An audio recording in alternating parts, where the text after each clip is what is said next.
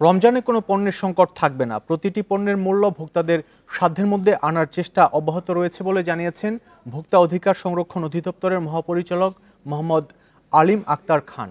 সকালে রাজশাহী জেলা প্রশাসক কার্যালয়ে বিভাগীয় ভোক্তা অধিকার সম্মেলনে প্রধান অতিথির বক্তব্যে এসব কথা বলেন আলু পেঁয়াজের দাম নিয়ন্ত্রণে না আসার জন্য ব্যবসায়ীদের কারসাজির পাশাপাশি ভোক্তা অধিদপ্তরের দুর্বলতার কথাও স্বীকার করেন তিনি।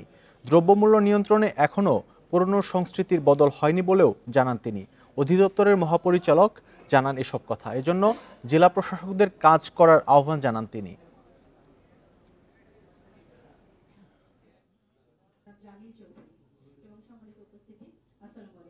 দ্রব্যমূল্য নিয়ন্ত্রণের ক্ষেত্রে এখনও পুরনো সংস্কৃতিটা পুরোপুরি পরিবর্তন হয় নাই এবং অনেকেই এলসি খুলেছেন, আমদানি করছেন। আমরা পজিটিভলি ধরে নেই যে রমজানে কোনো পণ্যের ক্রাইসিস থাকবে না।